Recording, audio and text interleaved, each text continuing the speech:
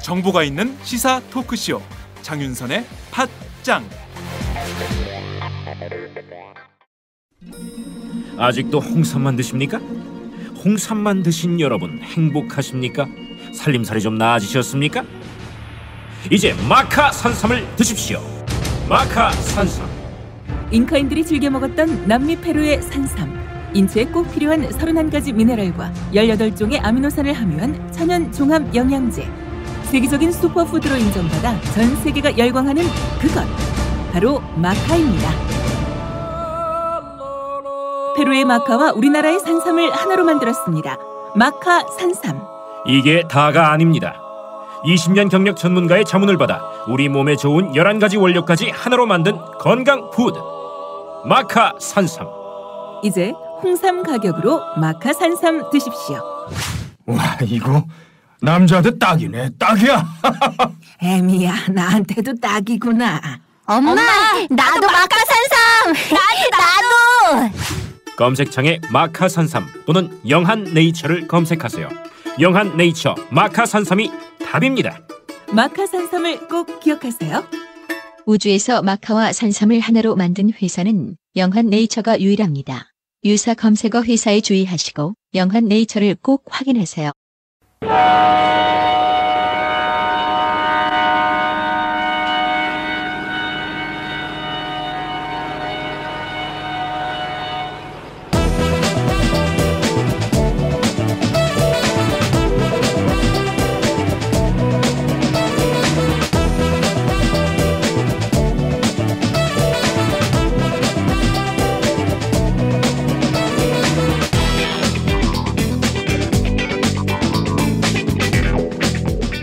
외교 안보에 종착역은 없다.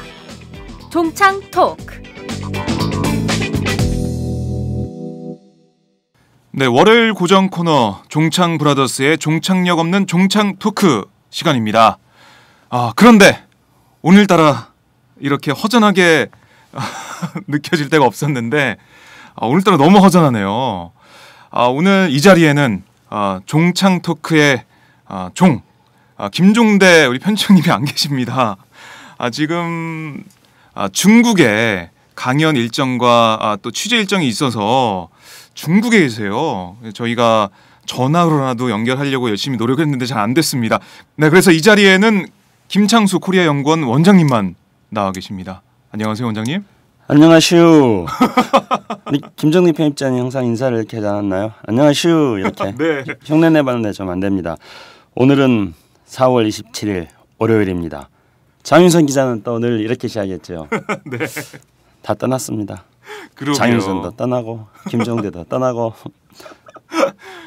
두 분이 다 안 계시네요, 진짜. 네. 종창 토크에 세 분이서 이렇게 열심히 하셨는데 오늘은 김종대 편집장도 안 계시고 장윤선 선배도 안 계시고 이렇게 김창수 원장님과 저 두 사람만 남아 있습니다.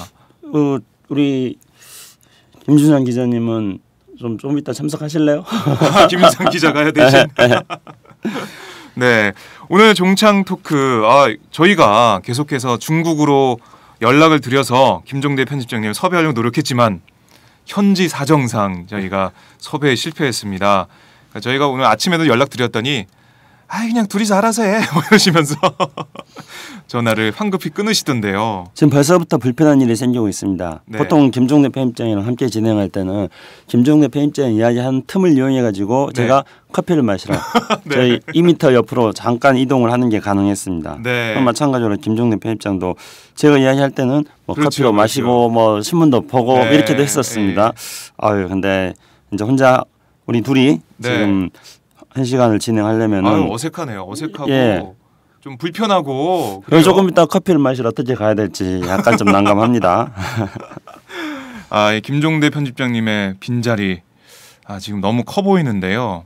그래도 저희가 종착역 없는 종착 토크이기 때문에 김종대 편집장이 없다고 저희가 종착역을 만들 수는 없습니다. 계속 가야 되기 때문에. 어쨌든 뭐 떠나가고 나서 네. 혼자 남은 사람의 쓸쓸하고 애로운 심정을 제가 충분히 알겠습니다. 우리 김종대 편집장 뭐 늘 정윤회 씨가 떠나고 나서 혼자 남은 네. 박근혜 대통령의 쓸쓸함에 대해서 항상 걱정을 말씀하셨죠. 하면서 예. 러브레터를 그래서 띄운 거 아니었습니까? 그래서 제가 역시 혼자 남은 자의 고독, 쓸쓸함 오늘 네. 제가 충분히 느껴지고 있습니다. 벌써부터 느껴집니다. 그러게요. 김종대 편집장님이 중국에서 이 방송을 들으실 텐데 오늘 전화라도 할 걸 이렇게 후회하고 있지 않으실까 싶습니다.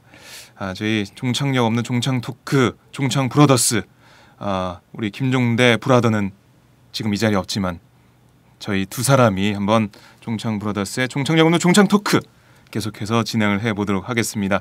팟짱 애청자 여러분들도 김종대 편집장님 안 계셔서 어떡하나 하시겠지만 오늘 김종대 편집장님도 중국에서 듣고 계십니다. 그러니까 이 시간도 끝까지 함께해 주시면 정말 고맙겠습니다. 자, 그러면 어김없이 오늘 종창 토크도 김창수의 눈으로 한번 출발해 보도록 하겠습니다.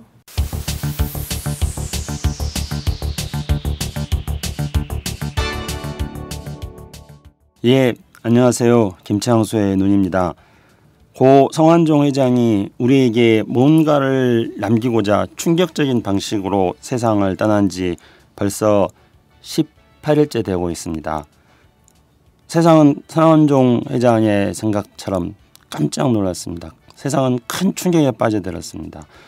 그렇지만 아직도 밝혀진 건 없습니다. 의혹은 계속 늘어나고 있습니다만은 꼬리 자르기와 물타기는 계속되고 있습니다.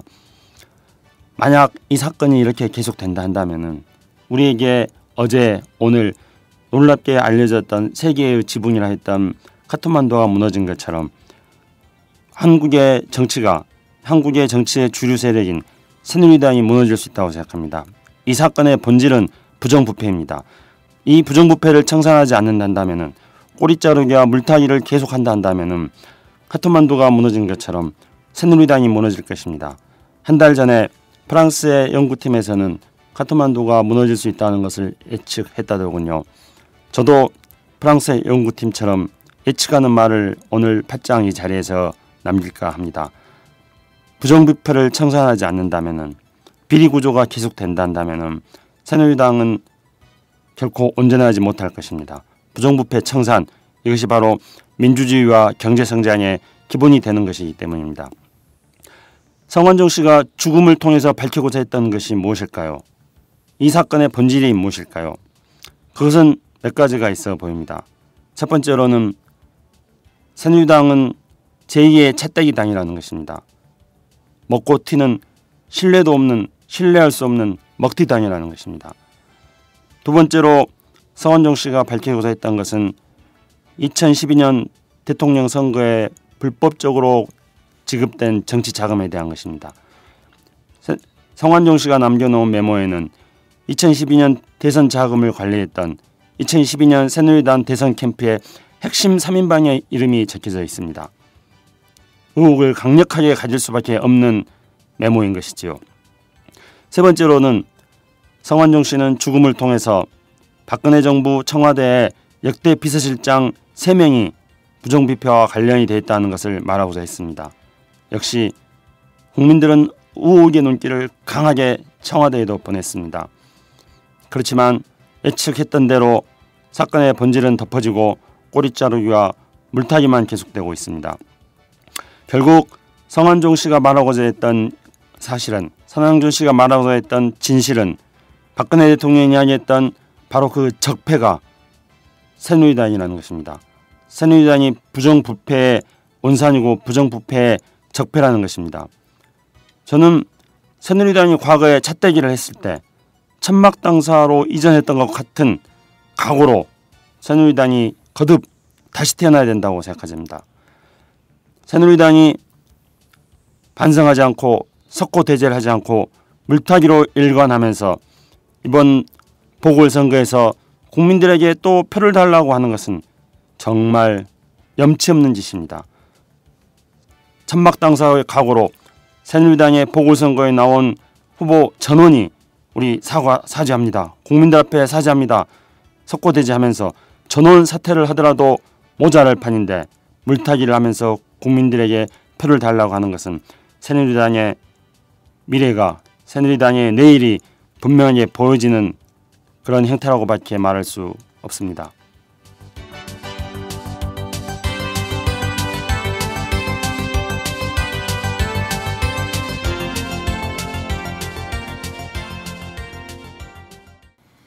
네, 잘 들었습니다.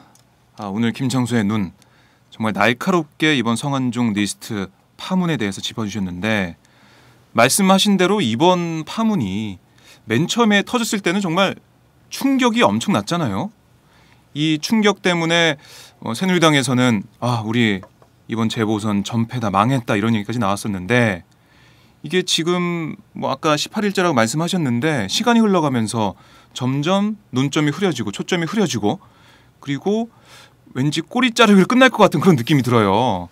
그러니까 이완구 총리가 지난 20일 밤에 사의를 표명했는데 그 이후에 새누리당이 갑자기 수세에서 공세로 전환한 듯한 그런 느낌이 듭니다. 이 성완종 씨가 불의의 세상을 떠난 다음에 네. 제가 입이 방정이었던 것 같습니다. 그때 몇 단계로 이렇게 나눠주셔가지고 어떻게 대응할 것이다 이렇게 말씀하셨죠. 그래서 그게 새누리당한테 대응 방침을 알려준 것 같아요. 팥장을 들었나 보다. 그래서 일단 오리발을 내민 다음에 그 다음에 꼬리 자르기하고 물타기를 하고 그 다음에 그러니까요. 4단계로 국면전환을 할 것이다 이랬는데요. 네. 딱 그 시나리오 그대로 좀 가고 있습니다. 이런 거를 말이 씨가 된다 그러나요? 원장님이 너무 이 전략을 다 가르쳐 주셨어요. 그래서 그렇게 하고 있잖아요. 새누리당이 보니까 이완구 총리로 꼬리 자르기 하고 또 한 명 더 있죠. 홍준표 경남지사도 이제 버린 카드 같고 이게 두 사람을 꼬리 자르기로 끝내고 그 다음에 우리만 잘못했어? 니네는 잘못했잖아. 이런 식으로 나가는 것 같아요. 그래서 그게 이제 물타기인 거죠. 네. 근데 꼬리 자르기를 하는 것도 쉽지는 않습니다. 왜냐하면은 꼬리 자르려고 했는데 우선은 홍준표 이 경남지사는 우리 국민들이 생각할 때 더 잘릴 만한 꼴이다 이렇게 생각할 수도 있습니다. 홍준표 지사가 워낙 덜출 행동도 많이 하고 무상급식 지원 중단도 했고요. 미운털이 박혔죠. 그렇죠. 이런 것 때문에 이제 좀 잘릴 만한 꼴이다고 생각할 수 있습니다. 근데 이완구 총리는 그래도 일국의 총리 아닙니까? 일국의 총리를 꼴이라고 한다면은 근데 이완구 총리는 사실은 좀 몸통에 가까이 있습니다. 그래서 이완구 총리를 자르자고 하니 몸통이 크게 다치는 것이죠. 그래서 이완구 총리를 정리하는 물론 이제 현재 이완구 총리는 많은 지금 의혹이 쌓여 있기 때문에 총리직 사표를 냈습니다만은 그 수습하는 과정이 오래 걸리는 거는 이완구 총리가 본인 자체가 이제 몸통에 가까이 있는 사람이기 때문이라고 생각합니다.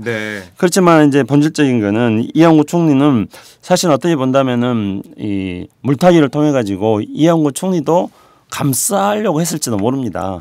근데 이완구 총리가 스스로 무덤을 팠군요. 그렇죠. 앞뒤 안 맞는 이야기 계속하고 그리고 이런 걸 뭐라고 하죠? 도둑이 재발질린다 그러나요? 이완구 총리는 사건이 알려지자마자 계속 그 성완종 씨 측근들에게 계속 전화를 하지 않았습니까? 어떻게 됐냐 하락이나기 한 전화를 했고 그것도 보도가 됐었죠. 그러다 보니까 결국은 이완구 총리는 스스로 무덤을 팠습니다. 그리고 거짓말을 계속했고요. 그리고 국민들이 가장 이해하지 못하는 것은 이 거짓말하는 거 아닙니까? 일국의 총리가 거짓말하고 그리고 앞과 뒤가 다른 행동을 하고 그러다 보니까 이제 결국은 이완구 총리도 감싸주고 싶었지만은 이완구 총리도 이제 지금 정리하는 그런 수순을 밟고 있는 거죠. 박근혜 대통령이 오늘 새벽에 남미 순방에서 돌아오셨으니까 이제 이완구 총리를 정리하는 그런 수순으로 본격적으로 들어갈 거라 생각합니다만은 문제는 이제 앞서 제가 말씀드렸듯이 이 사건 같은 경우에는 대통령 선거 때 2012년 대통령 선거 때 실세 3인방과 그리고 박근혜 정부 청와대의 역대 비서실장 3인방 이렇게 이 실세 3인방과 이 전현직 비서실장 3인방 이런 걸 뭐라고 하나요? 이 세 명이 삼삼하게 해먹었다는 그런 의혹이 강하게 제기되는 사건입니다. 그래서 과연 이 의혹을 어떻게 밝힐 것인가 이제 본질은 결국은 거기에 달려 있는 거겠죠. 그렇습니다. 본질이 그건데 지금 김창수 원장님 말씀하셨지만은 이완구도 원래는 감싸려고 했지만 이완구 총리 스스로 대정부 질문 이런 데서 말을 계속 바꾸고 거짓말 논란이 일어나고 뭐 비타오백 박스 얘기가 나오고 그리고 뭐 증거 인멸 관련된 내용도 있었잖아요. 이완구 총리 측에서 전 운전기사한테 전화해서 2013년 그 재선거 당시 일정 관련해서 유도 답변을 뭐 이끌어내려고 하고 알리바이 만들기 위해서 그런 걸 보면서 이완구 총리가 스스로 무너진 측면이 있어요. 예. 근데 이렇게 증거 인멸을 시도한 건 이완구 총리뿐이 아니지 않습니까? 네. 홍준표 지사도 무슨 말바꾸기라든가 거짓말이라든가 둘러대기 변명 이런 것뿐만 아니라 그걸 한 본질적인 이유는 결국은 증인 회유하고 증거 인멸하려고 했다는 것인데 네. 결국은 이제 이 정권은 이 문제가 생겼을 때 누가 하나 책임지고 수습하려고는 하지 않고 모두가 다 변명을 일관했습니다. 네. 그리고 나중에는 그 변들이 거짓말이었습니다. 그래서 거짓말로 일관하고 있다는 것 때문에 네네. 그래서 이제 이 정권의 도덕성 문제까지도 부정부패에다가 거짓말로 일관한 정권이라는 것 때문에 이 정권의 도덕성 문제도 이 사건을 통해 가지고 네. 강력하게 지금 드러나고 있습니다. 네. 그러니까 국민들이 볼 때는 정말 뻔뻔하다 그런 생각을 하실 것 같아요. 새누리당 보면서 야 자기네들 문제, 자기네들 적폐, 부정부패인데 어떻게 이걸 또 물타기 물귀신 작전으로 가냐. 대단하다, 뻔뻔하다 이런 생각 하실 것 같은데 그러니까 뭐 증거 인멸 교사 관련 뭐 의혹이 계속 나오고 있고요. 홍준표 전 지사 죄송합니다. 전 지사가 아니고 미리 예측한 발언이었나요? 네. 예측을 했어요? 한 달 후의 상황을 죄송합니다. 팟짱 애청 여러분 제가 말을 잘못했네요. 홍준표 경남지사가 뭐 측근들이 돈 전달한 유나무계 전 경남기업 부사장이 전화해서 보좌진에게 돈을 전달한 걸로 해라 1억을 뭐 그런 얘기까지 하면서 회유를 했는데 아직까지 검찰은 계속해서 경남기업 관계자들 뭐 구속시키고 있지만 그쪽만 어떻게 보면 변죽만 올리고 있다 이런 비판 계속 받고 있어요. 그래서 경남기업 관계자들 즉 그 성회장 측근들만 지금 구속하고 있습니다. 네.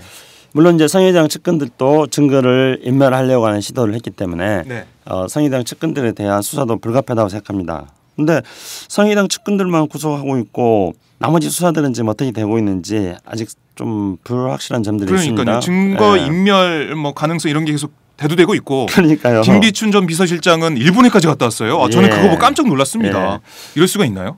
그런데 그게 이제 이 정권이 역시 기다리는 정권이기 때문에 그러지 않나 싶기도 합니다. 기다리는 정권이요? 예, 그 세월호 때도 기다리려고 그랬었고, 네. 예, 그리고 지금도 박근혜 대통령 회의 순방을 하니까 김무성 새누리당 대표가 국민 여러분 기다려 주십시오. 그랬죠. 박근혜 대통령이 올 때까지 기다려 주십시오 하지 않았습니까? 언제까지 기다리는 건가요? 예, 기다리기 작전인데요. 네. 예, 기다리는 사이에 결국은 무슨 일이 일어났습니까? 말씀하신 대로 기다리는 사이에 네. 핵심 의혹의 당사자들은 전부 다 증거를 은폐하거나 감추거나 자기들의 그렇죠. 유리한 상황을 만들려고 네. 했던 것입니다. 결국은 김춘 비서실장이 그 국민들의 의혹을 강력하게 받고 있는 상황에서 일본을 또 갔다 왔단 말이죠. 네. 근데 원래 오야밭에서 각근 매지 말라고 하지 않았습니까? 그렇습니다. 그래서 김춘 비서실장이 일본 갔다 온 거에 대해서도 뭐 국민들 눈에는 썩 탐탁지 않게 네. 보이는 것입니다. 그런데 문제는 김기춘 비서실장도 거기에다가 거짓말 막 하고 있다는 것이죠. 그렇죠. 이번에 뭐 밝혀졌지 않습니까? 지난 2006년 독일에 갔을 때 항공료를 초청하는 재단 쪽에서 부담했다 이런 얘기를 했었는데 알고 봤더니 그 재단에서는 항공료를 부담하지 않았다 이렇게 답신이 왔어요. 그것도 거짓말이고 이거 보면은 계속 거짓말, 뭐 증거인멸 의혹 계속해서 불거지고 있는데 검찰 수사는 뭐 되는 게 없고 김춘 비서실장의 행보도 역시 의혹이 있게 충분합니다. 국민들이 의혹을 보내기에 충분한데요. 네. 원래 이 김기춘 비서실장도 박근혜 정부의 불통 정부의 이 청와대 비서실장답게 불통의 대명사 아니었습니까? 그랬죠. 예, 그런데 이 성환적인 사건이 생기고 나니까 갑자기 돌연 막 소통해. 그렇습니다. 뭐 기자들 전화도 잘 받고요. 그리고 해명도 뭐 적극적으로 잘 한다면서요. 네. 그래서 해명하는 과정에서 또 거짓말하는 게 다 들통이 그렇죠. 났습니다. 네. 그러니까 이제 또 다시 본성을 드러내가지고 불통 정권으로 들어갔습니다. 이제는 자물쇠라면서요. 네. 딱 다물고 아무 말도 안 하고 있다 그럽니다.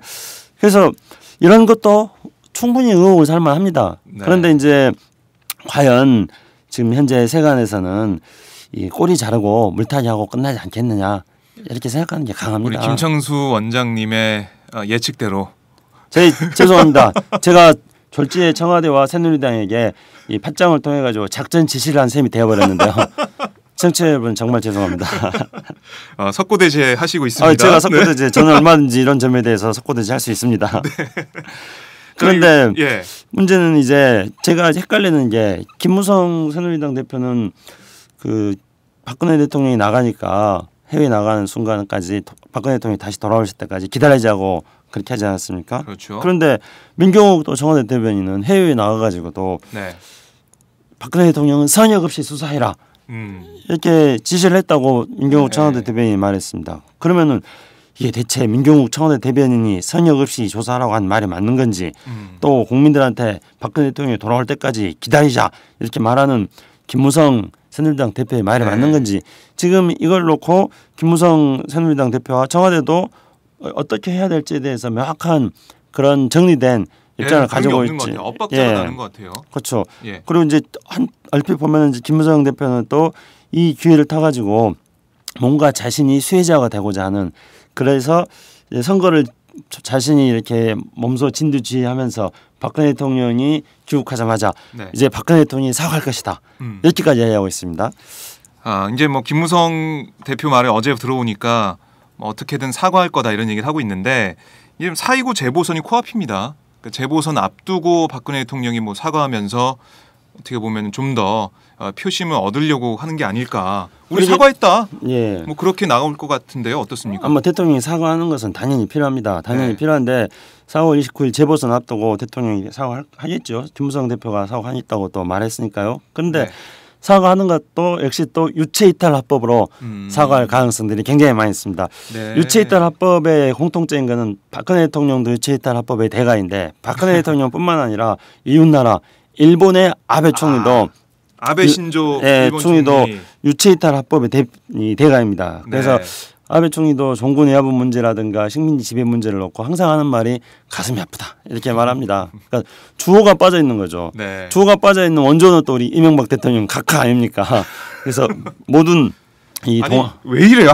한국 일본 지도자들이 그러게 말입니다. 이거는 일단은 제가 생각할 때는 가장 중요한 거는 이 한국도 그렇고 일본도 그렇고 이 지도자들이 뭔가 좀 꿀리는 게 있어서 그런 게 아닌가 싶습니다. 그러니까 일본의 아베 총리 같은 경우는 자신이 외할아버지인 기시 노부스케의 뜻을 이어받아 가지고 지금 일본을 전범 국가에서 보통 국가로 만들려고 하고 있습니다. 그래서 기시 노부스케의 뜻을 이어받았는데 일본이 과거에 식민지 지배를 하고 2차 대전의 전범 국가로서의 잘못한 점이 많이 있지 않습니까? 그래서 이것을 어떻게 하면 좀 덮어볼 것인가 그런 생각을 하다 보니까 그 솔직하지 않는 것입니다. 세계인들 앞에 솔직하게 우리가 정말 잘못했습니다. 이렇게 말하지 않고 자신들의 잘못된 것을 인정하지 않으면서도 사과하는 척을 해야 되니까 유체 이탈 합법을 쓰는 것입니다.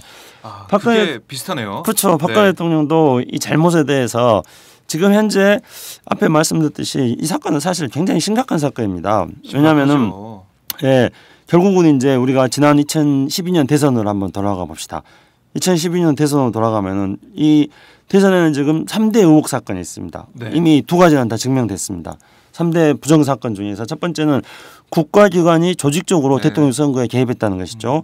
국정원과 군 사이버 사령부가 댓글 공작을 통해 가지고 대통령 선거에 조직적으로 개입한 거 아닙니까? 이거 그렇습니다. 엄청난 부정 선거입니다. 만약에 우리가 수학 능력 평가를 한번 생각해 보시죠. 수능에 임하는 학생들이요. 수능 고시장에서 수능 시험장에서 이런 댓글 사건과 같은 부정행위를 하면 어떻게 되는지 아십니까? 부정행위를 하면은요 현장에서 퇴장됩니다. 그렇죠. 퇴장되고 더 이상 볼 수가 없죠. 시험 못 봅니다. 지금 현재 이 국가기관에 의해서 2012년 대통령 선거 때 이런 불법 선거가 자행됐던 그 사건만으로도 굉장히 큰 사건이죠. 근데 두 번째 사건은 뭐냐면은 NLL에 대해서 조작하지 않았습니까? 그렇습니다. 그래서 이거는 남북 분단의 문제인데 이 분단의 아픔을 대통령 선거에 조작했습니다. 그러고 나서 결국은 노무현 대통령이 NLL을 포기한 적 없다 이렇게 자기들끼리 또 은근슬쩍 넘어가고 그리고 나서 이제 그것도 역시 물타기를 하려고 또 NLL을 부정한 건 없지만은 사초를 폐기했다 그렇게 하겠는데 몰고 갔죠. 그렇죠. 근데 그것도 역시 결과적으로 어떻게 됐습니까? 그것도 무죄 판결을 났습니다. 그래서 이거 이제 NLL 문제를 가지고 또 허위 사실을 유포해 가지고 이 선거에 이용했습니다. 근데 이제 세 번째 문제는 뭡니까? 이번에 이제 성완종 사건을 통해서 지적됐듯이 2012년 대통령 선거 때 박근혜 캠프에 있었던 핵심 3인방이 핵심 3인방이 불법 선거 자금을 받았다는 것에 대한 강력한 의혹이 있는 거 아닙니까? 네. 그래서 지금 2012년 대통령 선거는 이와 같이 세 가지 문제점들에 둘러싸여 있습니다. 네. 그래서 심각한 거죠. 그래서 이런 심각한 문제에 대해서 박근혜 대통령이 감추려고 하니까 뭔가 이것을 투명하게 국민들에게 보여주고 이걸 깔끔하게 해결하려고 생각하지 않으니까 네. 그러니까 아베 총리가 자신의 과거에 일본이 저질렀던 잘못에 대해서 인정하지 않으려고 하다 보니까 유체이탈 합법을 하듯이 박근혜 대통령도 지금 2012년 대통령 선거에서 새누리당이 조직적으로 잘못했던 거 네. 이런 거에 대해서 국민들 앞에 투명하게 밝히려고 하지 않으니까 그러다 보니까 자꾸 유체이탈 합법으로 네. 뭐 사고를 하더라도 늘 주어가 없지 않습니까? 자기가 뭐 잘못한 거 없는 거고 전부 네. 아래 사람들 다 잘못한 거고 너희가 잘못한 거다. 국민들이 잘못한 거다. 그렇죠. 늘 이런 거 아닙니까? 그러니까 박근혜 대통령이 이번에 사과를 하긴 할 것 같아요.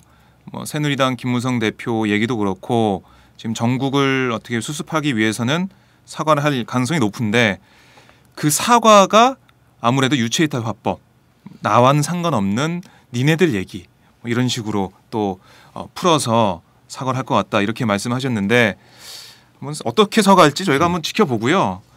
그러니까 박근혜 대통령이 계속 얘기한 게 뭐 정치개혁, 사회개혁 이런 걸 남미 순방 중에도 강조를 했어요. 이렇게 강조를 하면서 이게 뭐 이 사과 없이 이런 걸 강조해서 그럴까요? 순방 기간 동안 편도선이 부어서 고열과 복통 때문에 주사 링거를 맞으면서 일정을 소화했다. 이렇게 청와대가 얘기를 하기도 했는데 박 대통령이 이번에 정치개혁, 사회개혁이 정말 자신들의 측근들에 대한 그 부정부패에 대해서 사과하고 자신이 진심으로 사과하는 거기에 시작돼야 되지 않을까라는 생각을 계속 해봅니다. 네, 그래서 박근혜 대통령이 진심으로 사과하려면요, 지금 이제 봄꽃들이 다 피고 그리고 나무들이 새순을 다 지금 돋고 있습니다. 네. 그런데도 불구하고 여전히 순을 돋고 있지 않는 그런 나무가 있습니다. 그 나무가 배롱나무입니다. 배롱나무요? 네, 백일홍이라고도 하죠. 여름에 100일 동안 꽃이 핀다고요. 근데 그 나무는 지금 아주 매끈한 나무에 그 몸매를 그대로 드러내고 있습니다. 그래서 이 나무는 옛날에는 이 사대부집에는 심지 않았다 그럽니다. 왜냐하면은 이 매끈한 몸매가 여인의 나신 같다 그래가지고. 근데 또 한편으로는 이 매끈한 게 청렴을 상징한다 그래가지고 또 어떤 종갓집에 사대부집에 또 심기도 했다 그래요. 네. 그러니까 어느 장단이 맞는 해석인지는 잘 모르겠습니다. 근데 이 벼롱나무 깨끗한 나무, 청렴을 상징하는 나무라고 우리 조선시대 선비들이 그렇게 생각했다 그럽니다. 그래서 이 벼롱나무를 청와대에 많이 심어야 될 것 같아요. 그리고 벼롱나무를 새누리당 당사 앞에 많이 심어야 될 것 같고요. 네. 벼롱나무를 군대에다 많이 심어야 될 것 같습니다. 방산비를 하는. 네. 또 팟짱 듣고 이 나무를 막 급하게 심는 건 아닐지 제가 한번 봐야겠어요. 또 제가 또 이렇게 새누리당에 또 작전 지시하는 거 아닌지 모르겠습니다. 새누리당과 청와대와 군의 그 조경 지시까지 가지고 계시네요.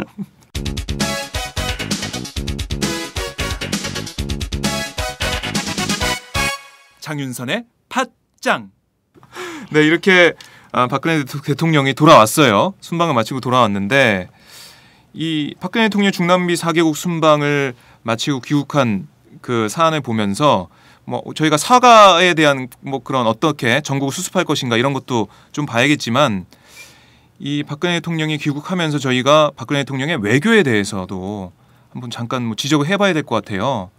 특히 이번에 인도네시아 자카르타에서 열린 반둥 회의에 중국과 일본 정상들이 잠깐이나마 정상회담을 했지 않습니까? 근데 우리는 빠졌어요. 뭐 박근혜 대통령이 남미 4개국 순방하셨는데요. 네. 전 뭐 남미 외교 중요합니다. 남미도 중요하죠. 뭐 전 세계 어느 나라든 중요하지 나라가 있겠습니까? 네. 근데 남미는 이제 지난번에도 말씀드렸듯이 페루는 남미에서도 총리를 4년차 동안에 7번이나 바뀐 그런 건데 박근혜 대통령이 그런 나라를 이 시점에서 방문하시니까 또 우리들 입장에서 본다면은 박근혜 대통령의 외교적인 그런 행위에 대해서 참 약간의 좀 우스갯거리가 돼버린다는 그런 생각을 하지 않을 수가 없습니다. 네. 게다가 뭐든지 다 어떤 우선순위가 다 있는 거 아니겠습니까? 선택과 집중이 필요한 겁니다. 그렇죠. 지금 아시아는 2차 대전 이후에 새로운 질서를 만들기 위해서 아시아는 지금 바삐 움직이고 있습니다. 네. 반동회의 60주년을 계기로 해가지고 중국과 일본은 지금 서로 악수를 하느냐 마느냐 지금 그런 상황으로 좀 가고 있습니다. 근데 네. 그 자리에 박근혜 대통령이 안 보였습니다. 대신 그래서 황우여 교육부총리가 갔죠. 외교 예. 문외한이라고 볼 수 있는. 그런데 그때 서울에는 LO 사령탑이 텅 비어 있었어요. 그렇죠. 자, 박근혜 대통령 남미, 네. 그다음에 윤병세 장관도 뭐 어디 외국에 나갔다가 또 남미에 합류했고요. 네. 그럼 뭐 국무총리는 뭐 하고 있었습니까? 집에 있었어요. 국무총리 집에서 칩거하고 있었지 않습니까? 네. 그러니까 지금 아시아에서 일본과 지금 중국이 사실 아베가 이제 가가지고 반동회의에서 시진핑 주석 만나가지고 네. 이 2차 대전에 대해서 사과한다 그랬습니다. 아주 그렇습니다. 교묘한 네. 아베의 일종의 말장난이죠. 네. 2차 대전이라는 것은 이쪽에서 일어난 2차 대전은 아시아 태평양 전쟁입니다. 그러니까 아시아에서는 이제 중국에서 전쟁이 일어났던 거였고 그다음에 태평양 지역에서 전쟁이 일어났습니다. 네. 그때 우리는 일본의 식민지 지배하에 있었던 것이죠. 그래서 일본은 2차 대전에 대해서는 다시 말하면 아시아 전쟁을 한 중국한테 또 태평양 전쟁을 한 미국한테는 네. 2차 대전에 대해서 사과한 것입니다. 그리고 식민지 지배에 대해서는 아무 말도 안 하고 있는 거예요. 네. 사죄를 안 했어요. 그렇죠. 네. 박근혜 대통령이 그 자리에 없었습니다. 그러니까 결국은 아베는 2차 대전에 대해서 사과한 걸로 아베는 과거사에 대해서 사과한 걸로 네. 넘어가 버리는 것입니다. 우리에 대한 식민 지배에 대해서는 아무런 사과를 하지 않고 있는데도 네. 불구하고 아베는 사과한 걸로 넘어가 버리는데 박근혜 대통령이 반동회의에 불참하면서 결국은 아베 총리의 과거사에 대해서 반성하지 않는 것을 은연중에 미필적 고의라고 할 수 있습니다. 은연중에 인정해 버리는 거나 다름없는 이런 결과를 초래하고 있기 때문에 외교적으로 엄청난 네. 실수를 하는 것입니다. 지금요. 그러니까 보니까 중국과 일본 정상회담이 있었어요. 잠깐이나마. 그러니까 중일 관계가 변화할 거라는 그런 조짐들이 계속 나오고 있는데 우리는 일본과 갈등 관계를 유지하고 있고 그런 상황에서 중국과 일본이 해빙 그런 분위기를 국면을 맞으면서 우리나라가 또 외교적으로 흔들리는 거 아니냐. 그렇죠. 그러니까 이제 우선은 다시 그 이전 상황부터 살펴본다면은요. 네. 아베는 지금 계속 그런 수순을 밟아오고 있습니다. 그러니까 올해가 2차 대전 종전 70주년입니다. 그렇습니다. 그리고 우리 입장에서 본다면은 이제 분단 70주년이고 광복 70주년이죠. 네. 근데 우리 박근혜 대통령은 통일 대박 이야기하지만은 그게 전부 다 알맹이는 하나도 없지 않습니까? 말만 있죠 지금. 예. 예. 어떻게 해야 될지 모르고 올해 광복 70주년 행사도 뭐 빈수레가 요란하다고 그냥 내용 없이 요란하게 지나가 버릴 가능성들이 많이 있습니다. 네. 그런데 2차 대전 종전 70주년을 맞이해 가지고 지금 5월 9일 날 러시아에서는 2차 대전 종전 70주년 행사를 하려고 하고 있습니다. 그렇죠. 그러면서 거기에 박근혜 대통령하고 북한의 김정일 위원장을 초청했습니다. 네. 박근혜 대통령 안 간다 그랬죠. 윤상현 새누리당 의원 예. 정부하죠. 그리고 또 9월 3일 날은 중국이 2차 대전 종전 70주년 행사를 크게 합니다. 네. 이게 중국하고 러시아가 2차 대전 행사를 5월 달과 9월 달에 하는 것은 이유가 있습니다. 히틀러가 5월 초에 자살을 하고 나서 네. 1945년 5월 초에 자살을 하고 나서 독일이 항복한 거는 5월 초입니다. 그래서 이제 그 러시아는 5월 9일을 반파시스트 전쟁 승전일로 그렇게 네. 큰 기념을 하고 있습니다. 그래서 러시아에서는 2차 대전 종전 70주년 행사를 5월 9일 날 하는 겁니다. 근데 이 아시아 태평양 지역에서는 네. 일본이 이 도쿄만에서 이 미주리오에서 항복 문서에 서명한 게 9월 2일입니다. 네. 그러니까 이 9월 2일 날 중국은 2차 대전 종전 70주년 행사를 하는 거죠. 그래서 다른군요. 그렇죠. 그게 네. 다른 겁니다. 그럼 우리는 이제 8.15 때 그때 천황이 항복을 했으니까 그때 이제 해방 히로히토가 예. 천황이 항복하지 않았습니까? 그래서 우리는 광복 70주년 행사라고 그때 하는 거고 네. 각기 이제 이렇게 다른 겁니다. 그래서 2차 대전을 앞두고 지금 각국이 모두 자기의 국가 전략을 수행하기 위한 행사를 치릅니다. 네. 그런 상황에서 아베는 2차 대전 70주년 행사가 자신들을 공격하는 자신들이 전범 국가라는 것을 공격하는 행사가 되지 않도록 네. 오히려 역으로 2차 대전 70주년 행사를 맞이해서 70주년을 맞이해서 역으로 지금 이런 거를 속되게 선방이라고 그러죠. 네. 선방을 날리려고 하는 겁니다. 그래서 반동회의에 참석해가지고 시진핑 주석 만나가지고 네. 대전에 대해서 2차 대전에 대해서 사과한다는 것을 이야기하는 겁니다. 그리고 그 전에 이제 4월 중순에 네. 미국에서 굉장히 특이한 행사들이 있었습니다. 그러니까 한미일 3국의 외교차관 회의가 네. 뉴욕에서 워싱턴 DC에서 열렸어요. 네. 그리고 국방부 차관복급 한미일 3자 회의가 열렸습니다. 그러니까 워싱턴 DC에서는 외교차관급 한미일 3자 회담이 열렸고 국방차관복급 한미일 3자 회담이 열렸습니다. 외교 국방 3자 회담이 동시점에서 열린 것이죠. 이건 처음입니다.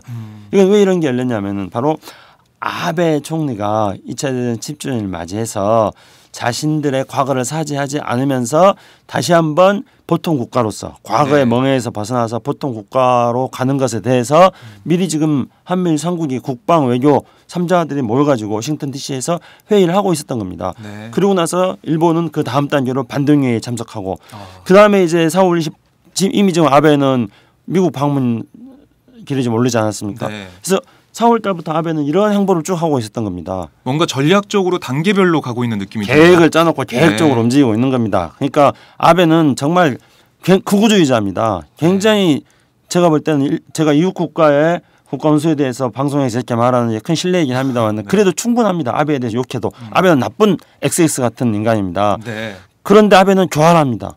머리가 있습니다. 전략이 있습니다. 계획을 가지고 움직이잖아요. 근데 우리 외교는 뭡니까 지금. 아베가 4월 달부터 이렇게 움직이고 있는 사이에 박근혜 대통령은 남미 순방하고 있고요.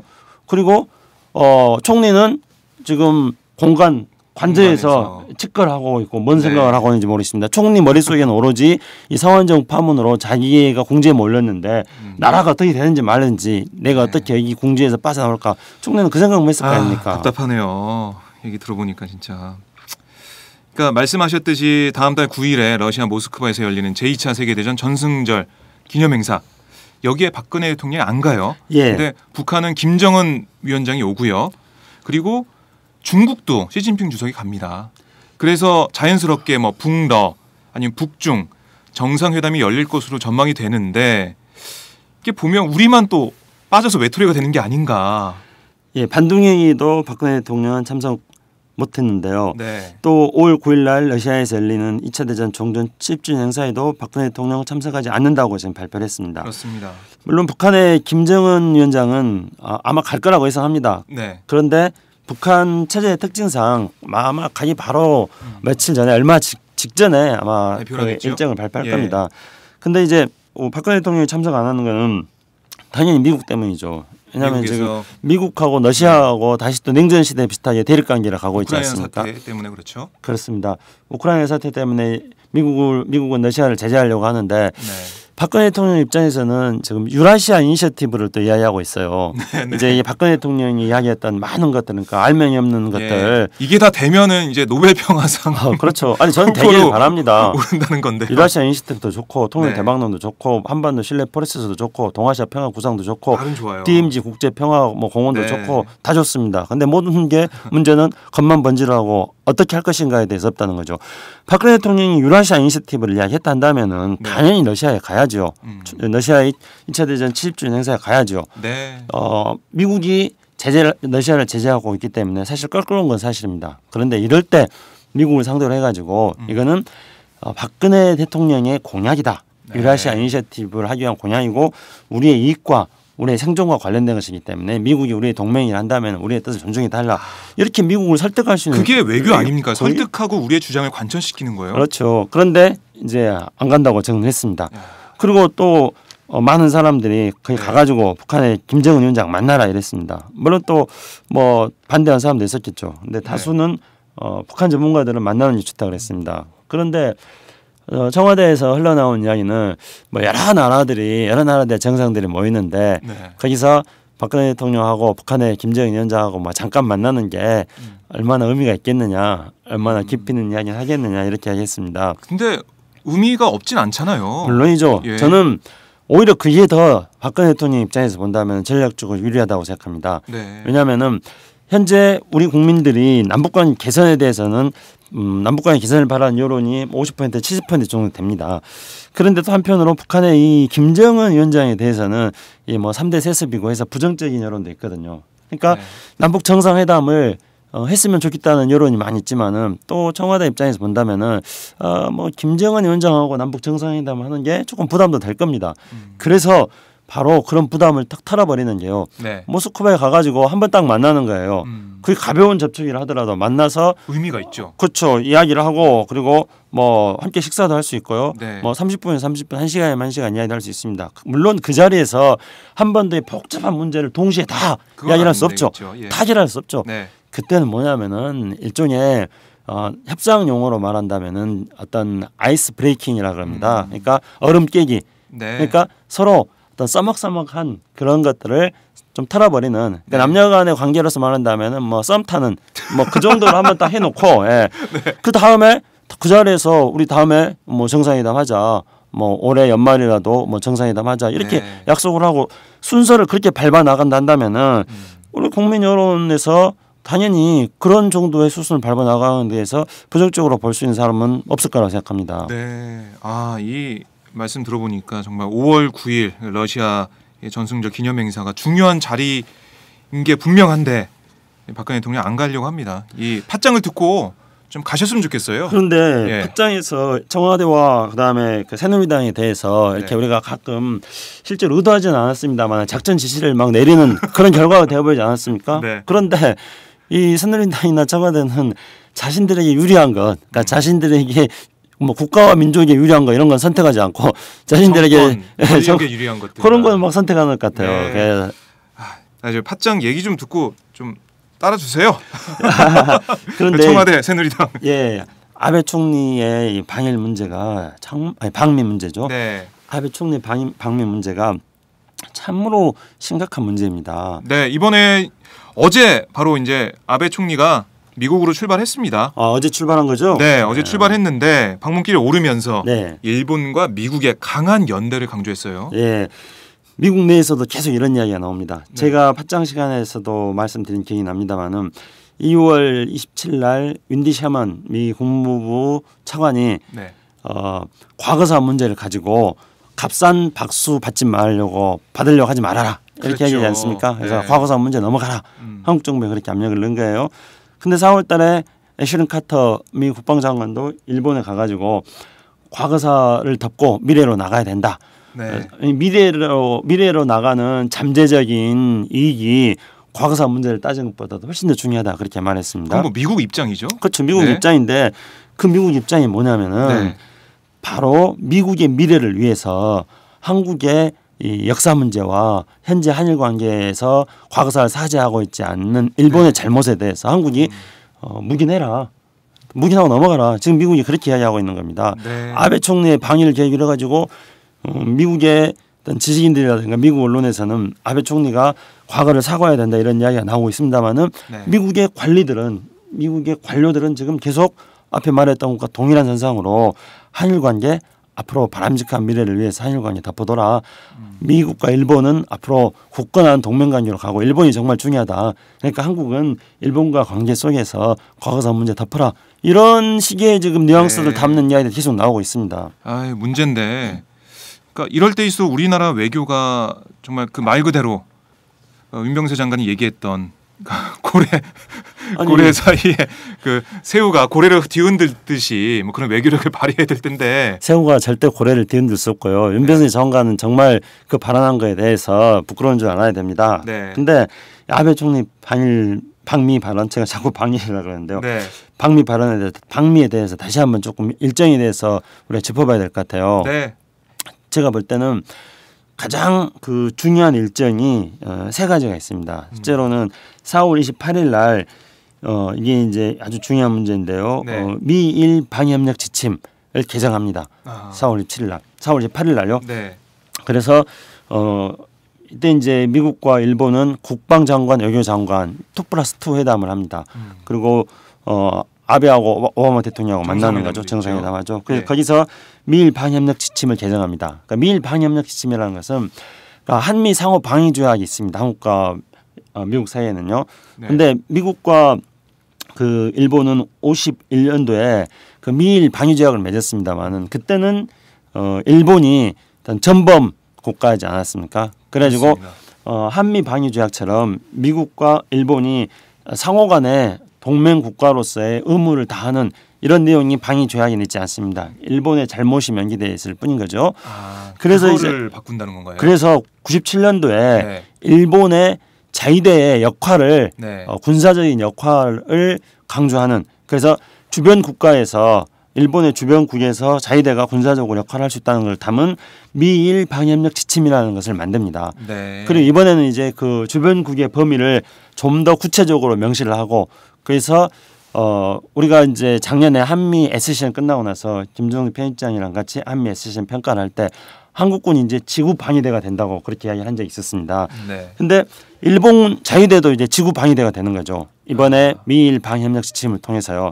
그런 중요한 어떤 미일 방위협력 지침 개정이 있습니다. 일본의 날개를 달아준 셈이네요. 일본이 날개를 달아줬고, 결국은 이제 일본의 재무장에 대해서 미국이 확실하게 지원한 것이고, 그리고 일본의 이 재무장을 통해서 일본의 군사력의 대외적인 활동의 대상으로서 한반도가 이제 되는 것이죠.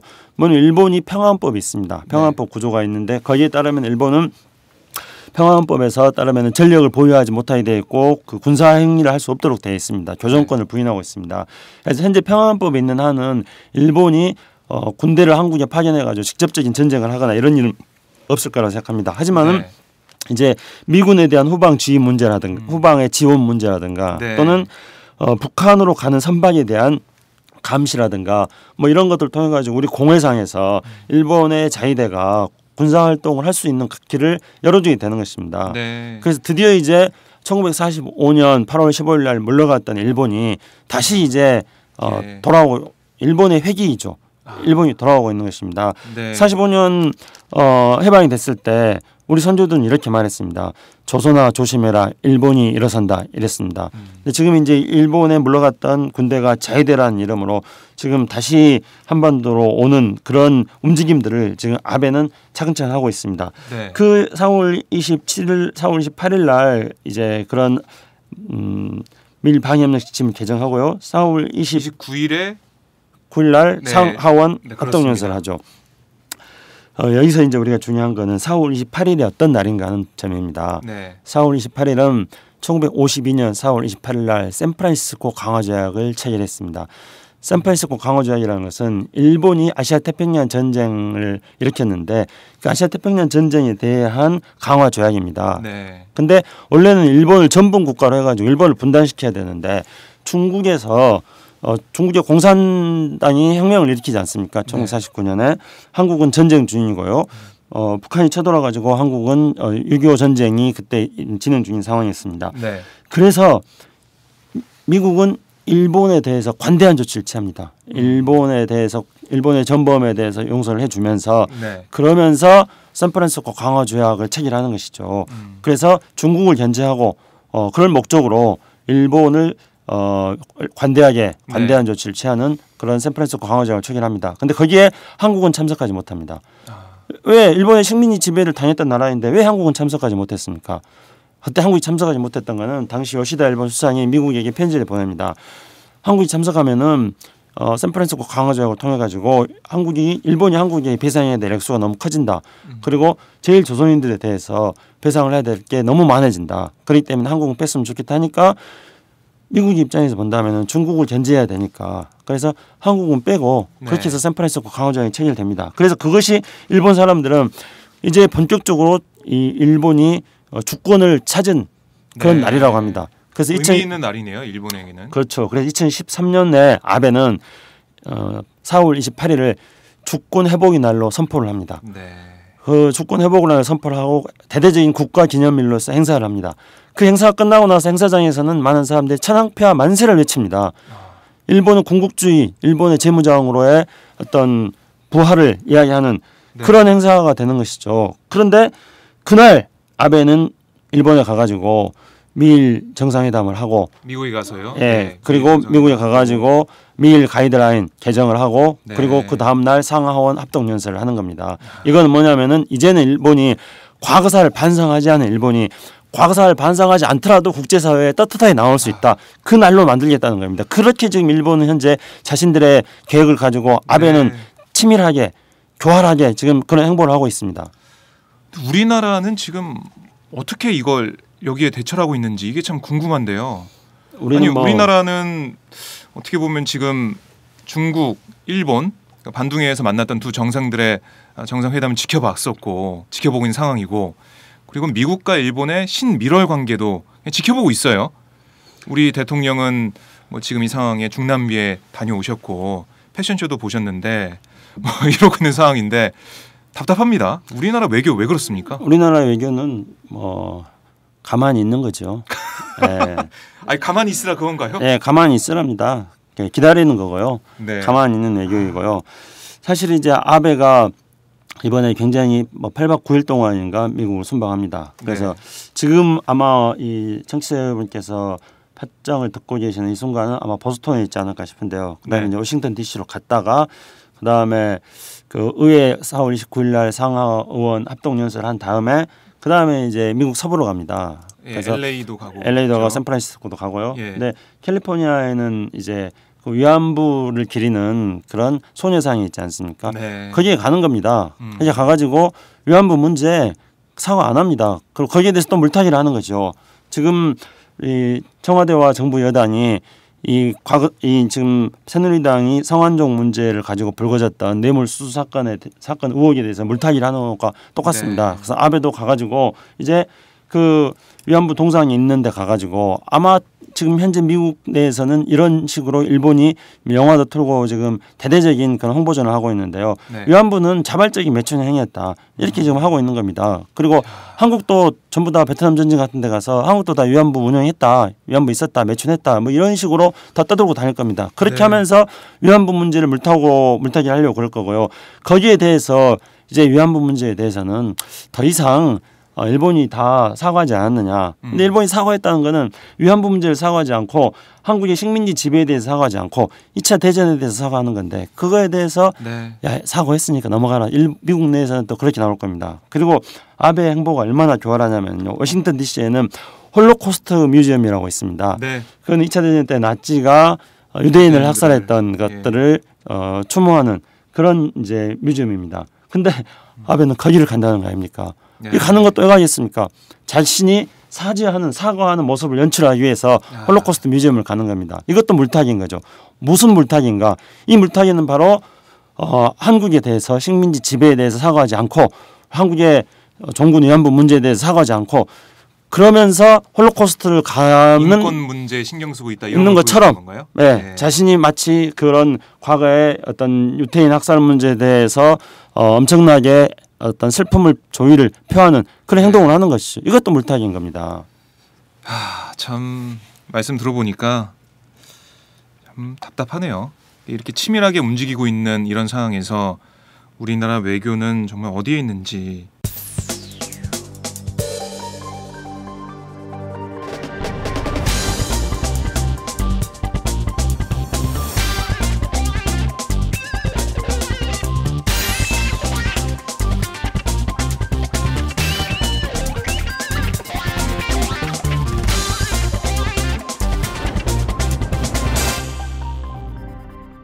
장윤선의 팟짱.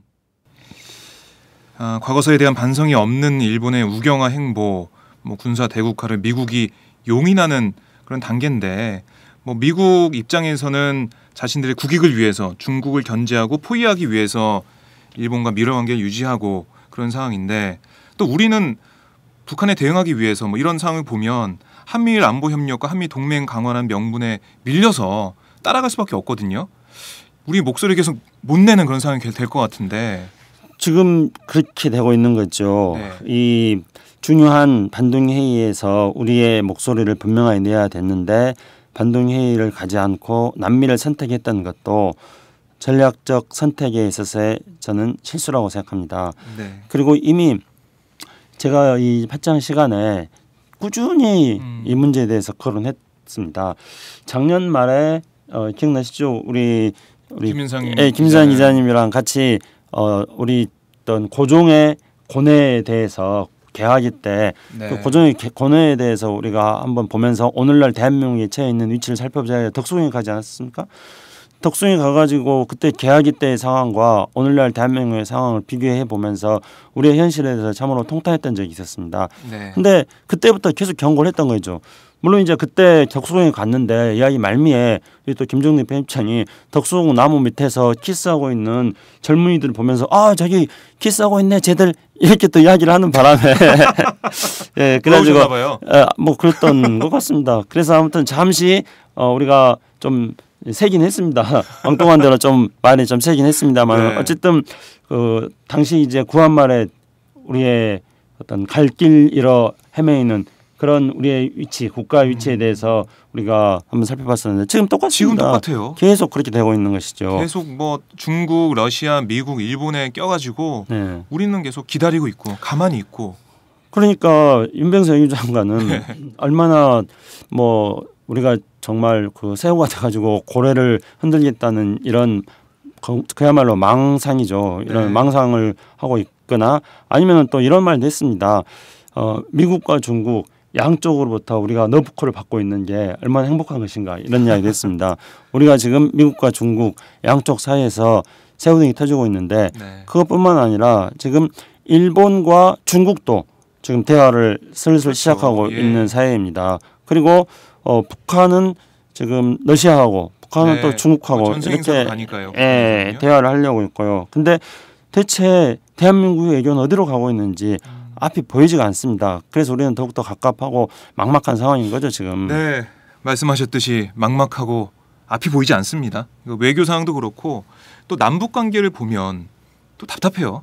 개성공단 문제 계속해서 뭐 어떻게 보면은 남북이 줄다리기를 하고 있는데 어떻게 보십니까? 개성공단 지금 임금 인상 문제 가지고 남북이 힘겨루를 하고 있습니다. 참으로 안타깝고 참으로 통탄스러운 일입니다.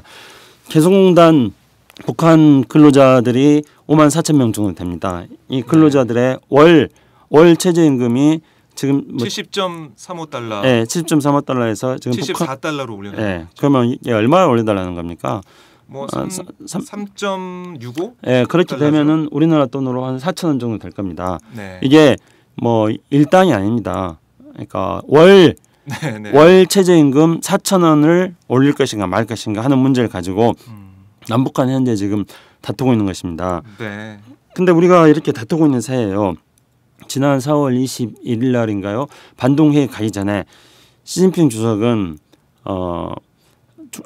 반동회의를 가기 바로 전에 파키스탄을 갔어요. 네. 그래서 파키스탄 가가지고 파키스탄에서 중국으로 연결되는 그 수천 킬로미터의 그런 거 이제 길 회랑 그 만드는데 뭐 3천억 달러인가 4천억 달러인가 투자를 하겠다 그랬습니다. 그 엄청나게 많은 투자를 하겠다고 하는 거였는데 그건 왜 그러겠습니까? 이제 말씀하셨듯이 뭐 1대1로 뭐 그 전략이겠죠? 그렇죠. 그러니까 해양 실크로드와 육상 실크로드를 지금 건설하는 겁니다. 그래서 해양으로는 인도양을 통해 가지고 아프리카 지중해로까지 가는 길을 만들고요. 그 가는 길 곳곳에 있는 항구들을 전부 다 다시 이제 보수를 하고 활성화시키는 투자를 하겠죠. 그리고 육상으로는 이제 중국의 서부 지역을 통해 가지고 중앙아시아를 통해서 유럽까지 가는 그런 길을 만드는 겁니다. 그리고 그 길을 만드는 데 있어서 육상과 해양을 연결시키기 위해서 육로에서부터 중국의 그러니까 서부 지역에서부터 파키스탄을 통해 가지고 인도양 쪽으로 나오는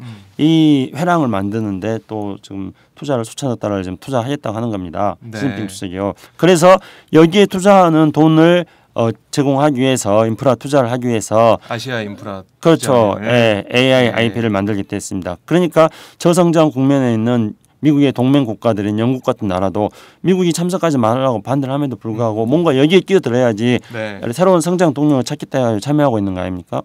근데 지금 그렇게 하고 있다는 겁니다. 지금. 그런데 중국이 바로 이제 세계의 성장을 견인해 나가는 나라가 되고 있습니다. 그리고 중국의 동북 삼성은 중국이 지금까지 78년 개혁 개방 이후에 연평균 77% 이상의 고도 성장을 하고 있습니다. 그런데 중국의 동북 삼성은 12% 정도의 중국보다도 훨씬 더 높은 고도 성장을 하고 있습니다. 그래서 사람들 사이에는 전문가들 사이에는 이런 이야기를 하고 있어요. 지금 낮은 선봉지대 있지 않습니까? 이 낮은 선봉지대에 제2의 제3의 개성공단을 만들어야 된다고 합니다. 그렇게 해가지고 동북 삼성 지대는 인구가 1억 5천입니다. 남북한 합친 것보다도 훨씬 더 많은 시장이 동북 삼성 지역에 있고 네. 거기가 지금 성장을 하고 있는 지역입니다. 그리고 시진핑 주석이 내수를 활성화시키기 위해서 집중적으로 내수를 육성하고 있는 지역입니다.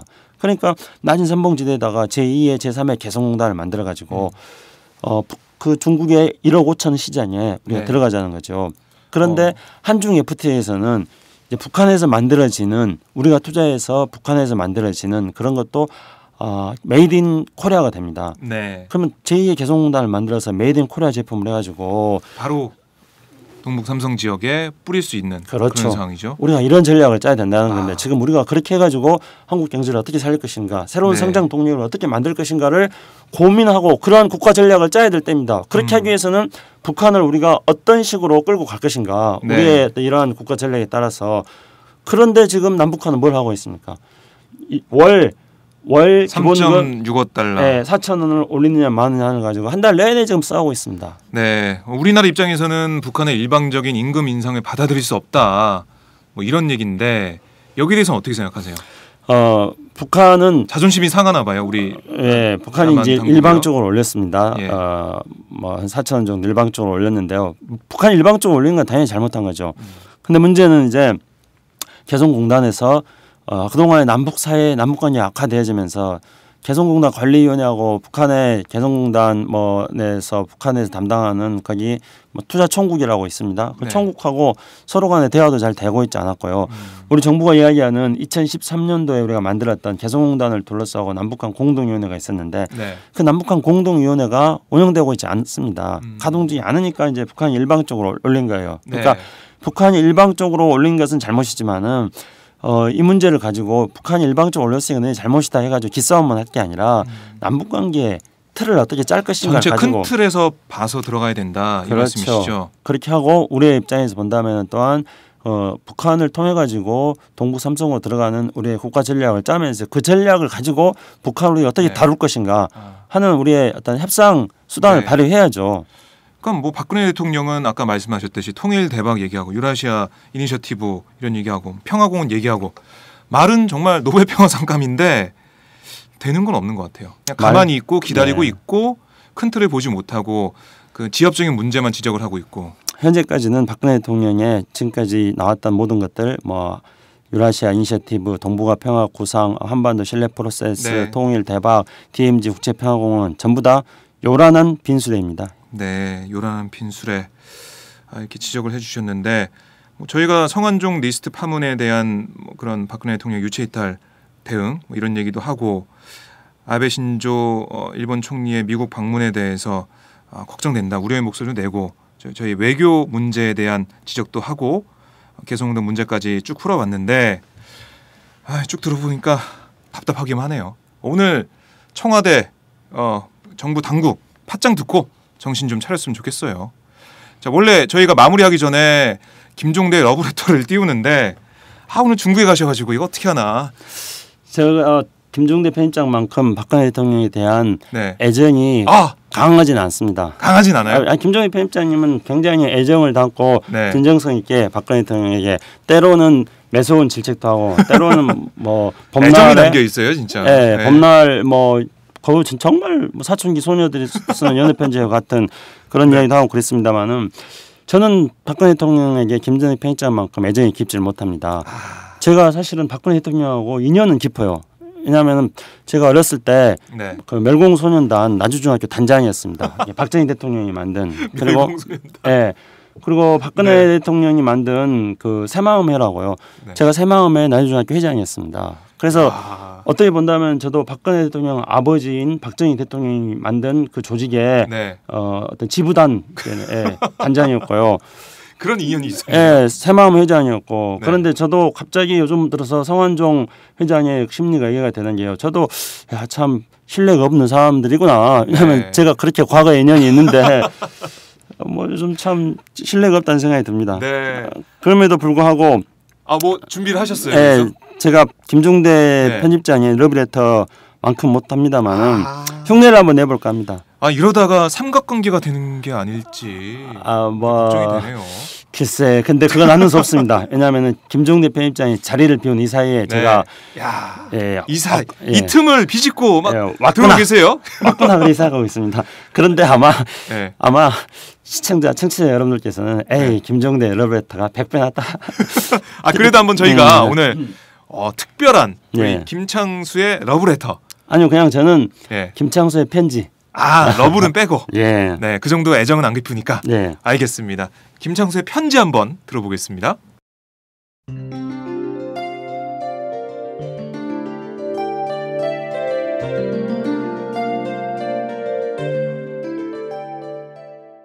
박근혜 대통령 각하, 작년에 세월호 사건이 한참 있었을 때, 국민들이 침통해하고 있었을 때 대통령 각하께서는 한참을 있다가 사과를 하셨지요. 그리고 사과를 하고 바로 아랍에미리트로 떠나셨습니다. 올해도 하필 4월 16일 날 남미로 떠나셨습니다. 대통령께서 남미로 떠나시는 동안에 국내에서는 정말로 많은 일이 있었습니다. 왜 하필 4월 16일 날 떠나셨느냐, 그렇게 묻고도 싶습니다만은 작년에도 그러셨으니까 굳이 묻지는 않겠습니다. 해외 순방 중에 몸이 많이 편찮으셨다는 이야기를 방송을 통해서 들었습니다. 몸만 편찮으시지 않으셨을 겁니다. 마음도 무거우셨겠죠. 마음만 무거우셨겠습니까? 국내에 돌아오셨는데 박근혜 대통령을 환영하는 그런 인파는 전혀 없습니다. 새벽에 오셨으니까 인파는 없을지라도 신문이라도 환영을 해줘야 되는데 아침 조간신문은 온통 세계의 지붕이 무너진 네팔에서 발생한 대규모 지진 사건으로 도배를 하고 있습니다. 멀리 남미를 순방하면서 오로지 대한민국을 위해서 불철주야 노력하신 걸로 생각하시겠지만은 어찌된 일인지 국내 언론들은, 국민들은 그렇게 생각하지 않습니다. 대통령께서 이제 돌아오셨으니까 성완종 문제에 대해서 사과를 하시겠죠. 그 사과가 얼마나 진정성이 있는지 많은 사람들은 기대 반 걱정 반입니다. 저는 팟짱 시간에 말했지만은 또 유체 이탈 합법이 될 것이라고 생각하고 있습니다. 왜냐하면은 저는 지금까지 청와대에서 했던 말에 대해서 하나하나씩 따져보면은 신뢰가 많이 가지 않기 때문입니다. 작년에 미국의 오바마 대통령의 주선으로 유럽에서 아베 총리하고 만나지 않으셨습니까? 일본의 언론들은, 일본의 총리실에서는 박근혜 대통령과 아베 총리가 만나는 게 오바마 대통령의 중재 때문에 만나는 거라고 이야기했습니다. 그런데 청와대에서는 어떻게 발표했습니까? 청와대 민경욱 대변인은 아베가 성의 표시를 다 해주고 있으니까, 그러니까 가서 만난다고 했습니다. 기억나십니까? 그거 거짓말하지 않습니까? 거짓말 아니라고요? 민경욱 대변인한테 물어보십시오. 그거 거짓말입니다. 분명합니다. 왜 갑자기 목소리를 높이냐고요? 아니, 거짓말 했으니까 그러는 거죠. 박근혜 대통령 주변에 거짓말하는 사람이 민경욱 대변인 한 명만 있는 줄 압니까? 박근혜 대통령이 사심 없다고 믿는 사람 있지 않습니까? 그 사람 누굽니까? 김춘 비서실장 아닙니까? 김춘 비서실장도 지금 거짓말 밥 먹듯이 하고 있습니다. 왜 갑자기 목소리를 키우냐고요? 왜 큰 소리를 하냐고요? 김종대 편집장이 흉내내는 겁니다. 흉내 못 내서 미안합니다. 해보려고 하니까 정말 힘드네요. 지금 제가 해보니까 김종대 편집장이 정말 잘한 거네요. 저는 잘 못하겠습니다. 넌 누구냐고요? 저 김창수입니다. 왜 그렇게 따드냐고요? 김종대 편집장은 애정이 있기 때문에 부드럽게, 때로는 또 거칠게 이렇게 말했습니다만, 저는 박근혜 대통령께 그렇게 깊은 애정이 있지 않습니다. 왜냐고요? 박근혜 대통령 한번 생각해 보십시오. 박근혜 대통령께서 대통령이 되신 이후에 제가 늘 걱정을 했던 게 있습니다. 대한민국이 과연 어디로 가야 될 것인가, 우리나라가 강대국들 사이에서 어디로 가야 될 것인가에 대해서 저는 정말 걱정을 많이 하고 있습니다. 그런데 박근혜 대통령이 난 이후에 되는 게 하나도 없습니다. 이 나라가 정말 갈팡질팡입니다. 이 나라 외교가 갈팡질팡입니다. 정치가 잘못되면 국민들이 심판할 수 있습니다. 그런데 외교가 잘못되면 30년 40년 나라가 망합니다. 그래서 저는 걱정됩니다. 저는 박근혜 대통령한테도 이렇게 따지지만은 저는 과거에 청와대에 있을 때 저는 노무현 대통령한테도 따졌습니다. 지금 청와대에 있는 사람들은 박근혜 대통령한테 전혀 따지지 못하잖아요. 당시에 이종석 NSC 차장이 쓴 책이 있습니다. 칼날의 평화라고요. 그 앞부분을 보면은 제가 노무현 대통령한테 얼마나 따졌는지 잘 나옵니다. 노무현 대통령한테 따진 사람이 박근혜 대통령한테 못 따지겠습니까? 아베가 지금 미국 가서 뭐 하고 있는지 압니까? 박근혜 대통령께서는 카스라테프트 조약 들어보셨습니까?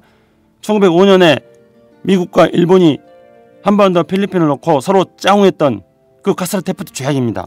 박근혜 대통령은 1952년 4월 28일 날 체결된 샌프란시스코 조약 아십니까? 그 모든 역사, 한국이 다 왕따 된 역사입니다. 지금 아베가 미국 가가지고 일본하고 미국이 짱후해서 한국을 왕따시키려고 하는 상황입니다. 박근혜 대통령, 국내 정치도 잘하셔야 합니다. 대통령께서 정말 국내 정치 잘하셔야 되는데 기대하는 팟짱 청취자들은 별로 없는 것 같습니다. 그런데 외교는 정말 잘하셔야 됩니다. 외교는 초당파적으로 정말 잘해야 됩니다. 대한민국이 앞으로 30년에서 50년 어디로 갈 것인가, 이 순간 이 외교에 달려있기 때문입니다. 정말로 저는 박근혜 대통령이 남은 임기 1, 2년, 3년인가요? 임기 동안에 이제 국내 정치에서는 초월하시고 남은 임기 동안에 우리의 외교 제대로 판을 짜는데 혼신의 힘을 다 기울여 주기를 마지막 남은 김종대 편집장의 그 애정과 제 마지막 남은 충정을 담아가지고 박근혜 대통령께 간곡히 요청드리는 바입니다. 오늘 뜬금없이 목소리도 안 좋은 제가 나와가지고 김종대 편집장 목소리는 그래 듣기 좋았죠.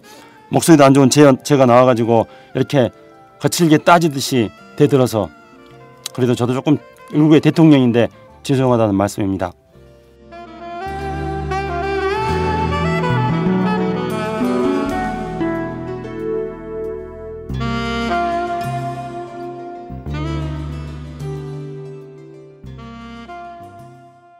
네, 잘 들었습니다. 들어보니까 러브레터는 아니네요. 좀 힘드네요.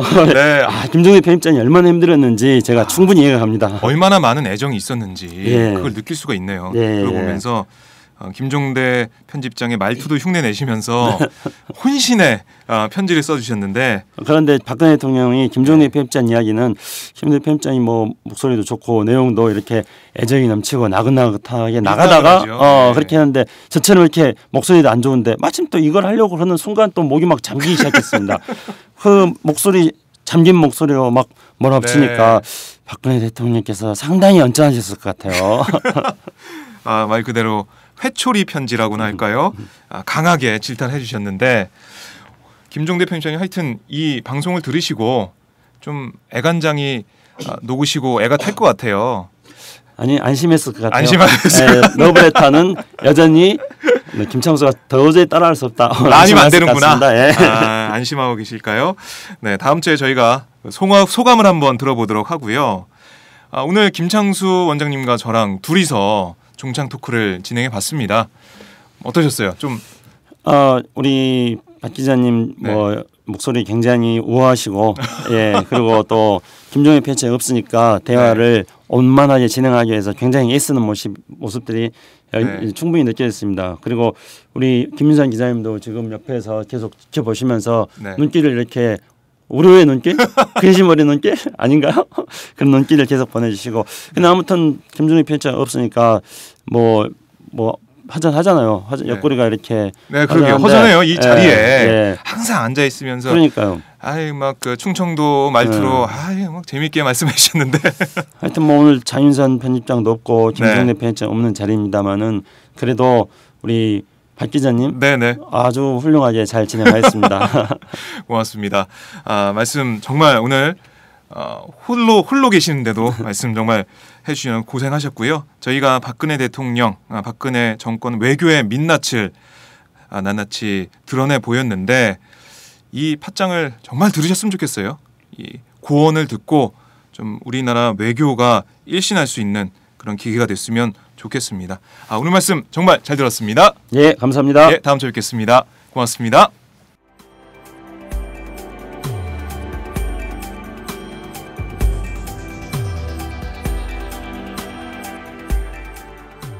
안녕하세요. 오마이뉴스 시민기자 최병석입니다. 저는 최근 대한민국 쓰레기 시멘트의 비밀이란 책을 출간했는데요. 오마이뉴스 10만인 리포트에 연재한 기사를 다듬어 책을 펴냈습니다. 우리가 살고 있는 아파트가 발암물질 가득한 쓰레기 시멘트로 만들어졌다는 내용이지요. 요즘 급증하는 아토피, 피부염 등이 쓰레기 시멘트와 전혀 무관할까요? 여러분이 이 책을 한번 읽으시고 판단해 보시기 바랍니다. 시민의 건강이 쓰레기 취급당하는 어처구니 없는 현실을 이 책에 고발했습니다. 그런데 이 책은 오마이뉴스가 없었으면 세상에 나올 수 없었습니다.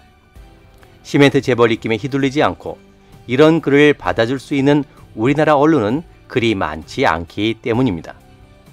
제가 권력과 자본에 맞서 당당한 오마이뉴스를 만드는 10만인 클럽에 자발적 구독료를 내는 이유이기도 합니다.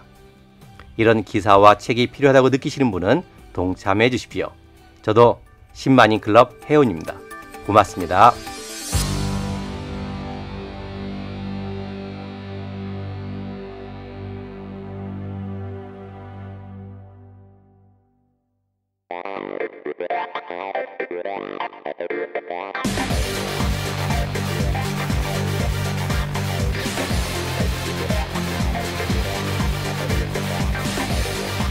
정보가 있는 시사 토크쇼 장윤선의 팟짱.